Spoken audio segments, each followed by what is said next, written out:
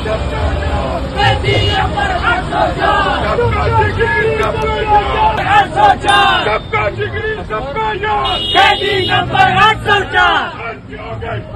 वालेकुम, मैं जमील फारूकी हूं। आप मेरा ऑफिशियल यूट्यूब चैनल देख रहे हैं। तमाम तारीफ रोज़ात पाक के लिए जो हमारी शहर से भी करीब है और हमारी हर आने जाने वाली सांस के बीच में होने वाली मामूली सी जुम्बिश को भी बखूबी जानता है। और तमाम दुरूद पाक नबी आखिरुज़्ज़मा हज़रत मोहम्मद मुस्तफ़ा अहमद मुज्तबा सल्लल्लाहु अलैहि वसल्लम की ज़ात पाक के ऊपर जो वजह तख्लीक कायनात हैं, जिनकी वजह से हम हैं, जिनकी वजह से ये कुल कायनात है। स्वाबी में कप्तान का सुनामी उमड़ आया है। सुबह से काफिले मुल्क भर से वहां पर पहुंच रहे हैं। एक बड़ी खबर तो यह है कि आज स्वाबी इनकलाब और आजादी की तहरीक के नेक्स्ट लेवल का मुंतजर है। जबकि दूसरी बड़ी खबर बांग्लादेश, यानी वो इलाका जो पहले पाकिस्तान का हिस्सा था, जिसने पहले ही शेख मुजीबुर रहमान की शक्ल में एक बड़ी तब्दीली देख ली थी, वहां पर एक और इनकलाब की कैफियत देखने को मिली है। आज हसीना वाजिद को 45 मिनट के अंदर अंदर हुक्म मिलने के बाद मुस्ताफी होना पड़ा। डरपोक इतनी है कि डरकर बांग्लादेश से भारत भाग गई। उसकी वजह क्या है? उसकी वजह यह है कि यह वो खातून थी जिन्होंने उनकी मुक्तदर कुव्वतों के साथ मिलकर मैंडेट को चोरी किया और उसके बाद मुल्क के ऊपर बतौर वज़ीर आज़म कब्जा कर लिया था। वहां पर इनकलाब आया और आज हमने खसो खाशाक की तरह हसीना वाजिद की हुकूमत को बहते हुए देख लिया। इधर पाकिस्तान के अंदर क्या हालात चल रहे हैं? आज 5 अगस्त को पूरा 1 साल हो चुका है इमरान खान को पाबंदे सलासल हुए। आज स्वाबी का जो जलसा है उसे डिटरमिनिंग फैक्टर तस्वर किया जा रहा है पाकिस्तान तहरीक इंसाफ की पॉलिटिकल हिस्ट्री के अंदर। आज अगर स्वाबी 5 लाख से ऊपर लोग जमा करने में कामयाब हो जाता है, इस फ्रैक्शन का अगर हाफ भी हो गए, तो याद रखिएगा आज से डिटरमिन होगा कि इमरान खान साहब रिहा होंगे तो कब होंगे, देर से होंगे या जल्दी होंगे। तमाम तर तफसीलात क्या है, इसकी डिटेल्स क्या है, मैं शेयर करूंगा। इसलिए गुजारिश है कि वीडियो को पहले मिनट से आखिरी मिनट तक देखना है। एक और गुजारिश है, अगर आपने चैनल सब्सक्राइब नहीं किया, सब्सक्राइब कीजिए, बेल आइकन यानी घंटी अपने अंगूठे उंगली से दबाइएगा, सब्सक्राइब करिए। वेल एंड गुड नहीं किया और वीडियो का चेक मार्क ऑन कर दीजिएगा। ज्यादा कमेंट्स करें ताकि फायर वॉल यानी मिस फाइबर वॉल का इशू ब्रेक हो सके। डिस्क्रिप्शन में हर वीडियो के व्हाट्सएप चैनल का लिंक मैंने शामिल किया होता है, इसको क्लिक कीजिए, ज्वाइन कीजिए। यहां पर नोटिफिकेशन नहीं मिलता, वहां वीडियो मिल जाएगी। आपका बहुत बहुत शुक्रिया। टॉप स्टोरी बांग्लादेश के अंदर आज क्या हुआ? उनके पार्लियामान के ऊपर चढ़ाई कर दी अवाम ने। किसने? अवाम ने। ताकत का सरचश्मा कौन? अवाम। और फिर क्या हुआ कि बांग्लादेश में इनकलाबी मुजाहरे के बाद वज़ीर आज़म शेख हसीना वाजिद ने इस्तीफा दे दिया। यह वो शेख हसीना वाजिद थी जिन्होंने तलबा के इकट्ठे होने के ऊपर उन्हें दहशतगर्द डिक्लेयर किया था, वहां की फौज और वहां के नौजवानों को आमने सामने ला खड़ा किया था। 300 से ज्यादा हलाकतें हुई पुरतशद्दुद मुजाहिरों के दौरान। और आज उस हसीना वाजिद को जो फिरौनियत से अटी और फटी जा रही थी, मुस्ताफी होकर मुल्क छोड़कर भारत भागना पड़ा है। इसे कहते हैं इनकलाब, इसे कहते हैं जिंदा कौमों का होना। ढाका से पहले मैं स्टोरी रिपोर्ट करता हूं, उसके बाद आज की पाकिस्तान की टॉप स्टोरी को डिस्कस करेंगे। मुल्क में यानी ढाका में 1 माह से जारी पुरतशद्दुद मुजाहिरों और उनमें सैकड़ों हलाकतों के बाद बांग्लादेशी वज़ीर आज़म शेख हसीना वाजिद इस्तीफा देकर मुल्क छोड़कर भारत चली गई है। भारत में मौजूद बांग्लादेशी हाई कमीशन ने वज़ीर आज़म शेख हसीना वाजिद के मुस्ताफी होने की तस्दीक की। भारतीय मीडिया के मुताबिक शेख हसीना वाजिद भारतीय शहर अगरतला पहुंची हैं और भारत उन्हें महफूज रास्ता फराहम करने के लिए तैयार है। गैर मुल्की खबरसां एजेंसी के मुताबिक बांग्लादेशी फौज ने वज़ीर आज़म हसीना वाजिद को मुस्ताफी होने के लिए 45 मिनट की डेडलाइन दी थी। खबर एजेंसी के मुताबिक इस वक्त बांग्लादेशी आर्मी चीफ सियासी जमातों से मुज़ाकरात कर रहे हैं। Army chief general Waker Uz जमा की बांग्लादेश नेशनलिस्ट पार्टी समेत बड़ी सियासी जमातों से बातचीत जारी है। गुज़िश्ता रोज फौजी एहलकारों से खिताब करते हुए बांग्लादेश के chief of army staff general Waker Uz Zaman ने कहा था कि फौज हमेशा अवाम के साथ खड़ी रही है और अब भी खड़ी रहेगी। खबर एजेंसी के मुताबिक शेख हसीना वाजिद ने महफूज मुकाम पर मुंतकिली से कबल तकरीबन अपनी तकरीर रिकॉर्ड कराने की कोशिश की, मगर उन्हें तकरीर रिकॉर्ड करने का मौका नहीं दिया गया। भारतीय मीडिया ने दावा किया है कि शेख हसीना वाजिद भारत से फिनलैंड जाएंगी। शेख हसीना वाजिद के इस्तीफे की खबर सुनते ही दारुल हुकूमत ढाका में बड़ी तादाद में तलबा ने जश्न मनाया। गैर मुल्की मीडिया के मुताबिक बांग्लादेश में इस वक्त 4 लाख अफराद सड़कों पर मौजूद है, यानी लोग सड़कों पर निकले हुए।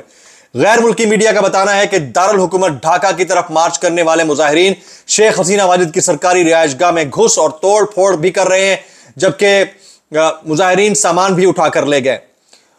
बांग्लादेश के जो आर्मी चीफ है उन्होंने क्या ऐलान किया उसकी तफसीलात मैं रखता हूं।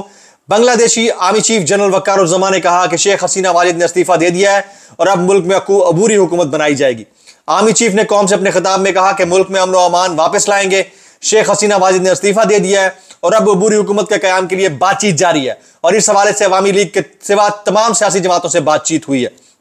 उन्होंने कहा कि मुल्क में कर्फ्यू या इमरजेंसी की कोई जरूरत नहीं, सदर से जल्द मुलाकात करके अबूरी हुकूमत के कयाम पर बात करूंगा और उम्मीद है आज रात तक मसाइल का हल तलाश कर लेंगे। याद रहे कि बांग्लादेश में 1971 की जंग लड़ने वाले बच्चों को सरकारी नौकरियों में 30% कोटा दिए जाने के खिलाफ गुज़िश्ता माह कई रोज तक मुजाहरे हुए थे, जिनमें 200 अफराद हलाक हुए, जिसके बाद सुप्रीम कोर्ट ने कोटा सिस्टम को खत्म कर दिया था, मगर तलबा ने अपने साथियों को इंसाफ ना मिलने तक एहतजाज जारी रखने और सिविल नाफरमानी की कॉल दे दी थी। पुरतशद्दुद एहतजाज में 300 हलाकतें हुई। बांग्लादेश में कोटा सिस्टम मुखालिफ तलबा की जानिब से सिविल नाफरमानी की तहरीक के ऐलान के बाद पुरतशद्दुद एहतजाज में मजमूई हलाकतों की तादाद 300 तक जा पहुंची है, जबकि तलबा ने आज दारुल हुकूमत ढाका की तरफ लॉन्ग मार्च की कॉल दी थी। शेख हसीना का इक़्तिदार, इसके हवाले से हम डिटेल शेयर करते हैं। शेख हसीना वाजिद 19 साल इक़्तिदार के नतीजे में मुल्क की तवील तरीन वज़ीर आज़म रही। वो इसी साल चौथी मरतबा वज़ीर आज़म मुंतखब हुई थी, जबकि हसीना वाजिद पर सियासी मुखालफिन के खिलाफ इक़दाम के इल्ज़ामात भी लगाए जाते हैं और हाल ही में उनकी हुकूमत ने बांग्लादेशी जमात इस्लामी पर पाबंदी भी लगाई थी। तो जहां इनकलाब आया करते हैं वहां इनकलाब कुछ यूं आया करते हैं। तो इसको मद्देनजर रखते हुए आपने इस चीज को समझना है कि हालात की गिरानी हो या मामलात की कोई और कैफियत, उसमें ऐसा नहीं होता कि उससे कोई तीसरी कुव्वत फायदा उठा जाए। मेरे ख्याल से बांग्लादेशी आर्मी चीफ के साथ इससे बेहतर कोई मौका नहीं हो सकता था कि वो इस वक्त आमरीत का आगाज कर देते और इस वक्त जो है वो इमरजेंसी का निफाज कर देते या मार्शल लॉ लगा देते या कर्फ्यू नाफिज कर देते।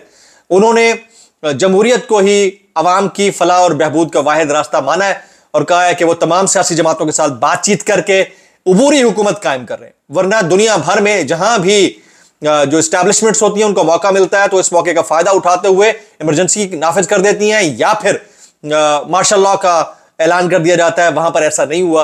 तो इस डेमोक्रेसी को और वहां के आर्मी चीफ को भी सलाम पेश करने की जरूरत है। आपने जो मनाजर देखे होंगे उसमें आपने देखा होगा शेख मुजीब के मुजस्मे को भी तोड़ा गया, उनकी पार्लियामान के ऊपर चढ़ दौड़ा गया।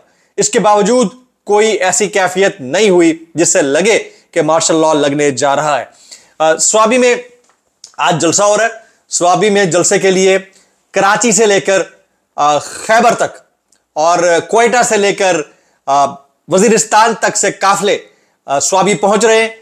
इत्तलात के मुताबिक 3 से 4 लाख मिनिमम लोगों का जो मजमा है वो अब तक जमा हो चुका है और अभी जलसे का आगाज नहीं हुआ। जिस वक्त आप ये वीडियो देख रहे होंगे जलसे का आगाज हो चुका होगा। आज का ये जलसा डिटरमिन करेगा, ये डिटरमिनिंग फैक्टर होगा कि आने वाले दिनों में इमरान खान साहब जेल में रहेंगे या रिहा होंगे। जो खित्ते की कैफियत है, जो हालात डेवलप हो गए, उसके बाद यह कहना कतई तौर पर कबल वक्त नहीं होगा कि किसी तौर भी हालात फेवरेबल नहीं है किसी भी एडवेंचर के लिए। तो हो सकता है कि आने वाले दिनों में इमरान खान साहब, जिस तरह मैंने बताया था कि सितंबर या अक्टूबर में रिहा होकर बनी गाला या फिर जमान पार्क शिफ्ट हो जाए, वो कैफियत क्या होगी, उस कैफियत का भी अंदाजा हमें लगाना होगा। शुरू में मैंने कुछ विजुअल्स दिखाए हैं, उसमें आप देख सकते हैं कि लोग किस तरह जौग दर जौग इकट्ठे हो रहे हैं। मैं तस्वीर बहुत ज्यादा शेयर कर नहीं सकता, स्ट्राइक का चांस होता है, लेकिन एक बात जरूर ज़हन नशीन कर लीजिएगा कि आज वाकईतन पूरा पाकिस्तान कप्तान के लिए निकल रहा है और स्वाबी जलसे के लिए निकल रहा है। जगह जगह पकड़ धकड़ करके रोकने की कोशिश की गई, लेकिन इसके बावजूद वो निकल रहा है। तीसरी इंपॉर्टेंट आज की जो डेवलपिंग स्टोरी थी वो DGISPR की प्रेस कॉन्फ्रेंस थी। उन्होंने कुछ बातें की हैं, वो मैं आपके सामने रखता हूं। उन्होंने कहा 9 मई पर फौज के मौक़िफ़ में कोई तब्दीली नहीं आई है और ना ही आएगी।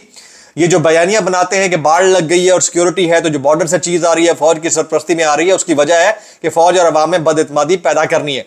फौज कोशिश कर रही है कि गैर कानूनी तिजारत को बंद किया जाए, तर्जुमान पाक फौज। और उन्होंने कहा कि आर्मी और FC तसलसल से कोशिश कर रही है कि गैर कानूनी सरगर्मियां खत्म हो।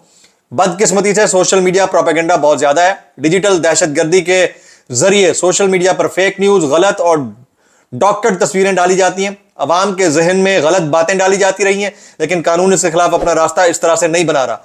बहुत तनकीद की जा रही है कि फौज का हर शोबे में रोल बढ़ता जा रहा है। इस सहाफी का सवाल था जिसके ऊपर DGISPR मुस्कुराए और उन्हें कहा कि छोड़ दें, जो भी शख्स फौज के खिलाफ फेक न्यूज के जरिए प्रोपेगेंडा करता है, चाहे वो मुल्क में हो या बाहर मुल्क में बैठा हो, फौज उसके खिलाफ कार्रवाई करेगी। उन्होंने कहा कि अफवाज पाकिस्तान मकबूजा कश्मीर के शोधा की अजीम कुर्बानियों पर उन्हें खराज तहसीन पेश करती हैं। तो ये आज DGSPR साहब का प्रेसर था। एक उन्होंने ये भी कहा कि एक महफूज पाकिस्तान ही एक मजबूत पाकिस्तान की जमानत है। अफवाज पाकिस्तान पुरअज़्म है कि अवाम के ताउन से हम हर चैलेंज पर काबू पा लेंगे। अफसोस के साथ कहना पड़ता है कि पाकिस्तान में एक माफिया है जो नहीं चाहता कि पाकिस्तान की अवाम तरक्की करे। हुकूमत अगर फौज को फलाह बहबूद के लिए कोई भी जिम्मेदारी देगी उसे बगैर हिचकिचाहट आगे बढ़ चढ़कर पूरा किया जाएगा। गुज़िश्ता 15 दिनों में किए गए ऑपरेशन में 24 दहशतगर्दों को हलाक किया गया। ये DGSPR साहब की प्रेसर थी, मैंने आपके सामने रखनी थी। आज जो कुछ बांग्लादेश में हुआ है उसके ऊपर कुछ ट्वीट्स हैं, वो ट्वीट्स सामने रखना चाह रहा हूं। इमरान रियाज खान साहब कहते हैं कि पाकिस्तान की मुआशी और इंतजामी जो सूरत हाल है वो बांग्लादेश से किसी सूरत बेहतर नहीं है। अवाम से टकराना किसी भी रियासत के बस में नहीं होता। जबर और फस्तायत का अंजाम बहुत भयानक होता है। बांग्लादेश की सूरत हाल में हमारे हुक्मरानों के लिए सबक है।